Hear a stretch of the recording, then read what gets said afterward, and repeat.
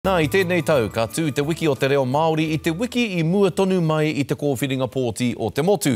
Nō reira, mō a tātou pūrongo pōti i te kau māwhitu, ka tahuri ki ngā mātanga reo ki te pātai atu ki a rātou, he hanga mahi, kua pahawa i tēnei kāwanatanga e ora tonu ai tō tātou reo Māori. Kia tahuri ake tātou ki a Hania Douglas. Kua whātekau marima tau i te tainga o te petihana reo Māori ki te mahau o Pāremata. Engari heita te taua whakarauora reo, he nui tonu te haipapa kei runga i te kāwanatanga ki te whakarauora i te reo.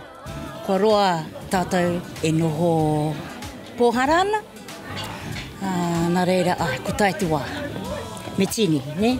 Me panoni te rāhuatanga. E ai ki ngā hua o te rangahau kāpehu whetū a te reo tātaki.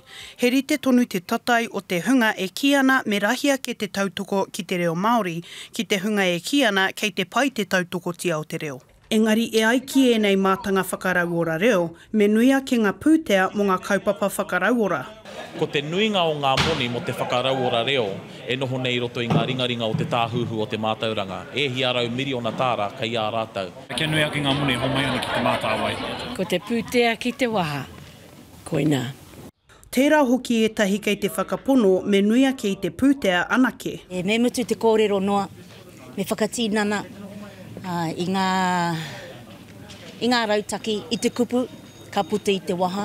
Me whakamutu atu i te here o ngā kaitorangapū Māori ki te tahi pāti ki te tahi pāti.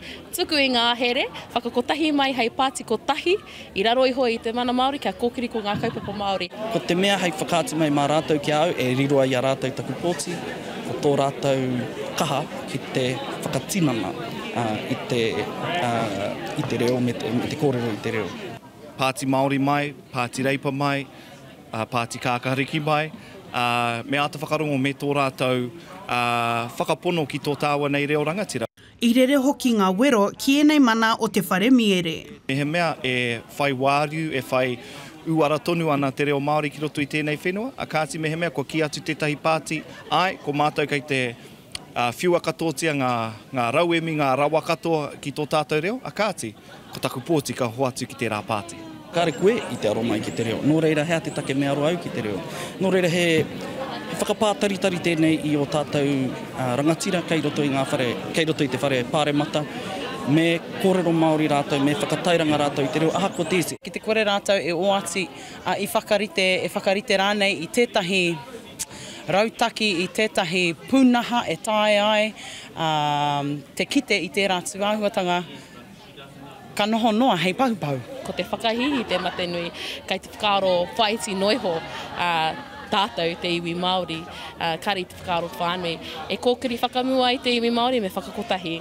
Tāria te mutunga o ngā whakataetai pōti, kia kitea heahanga konga ka taka mai ki te reo. Hania Douglas, Te Karere.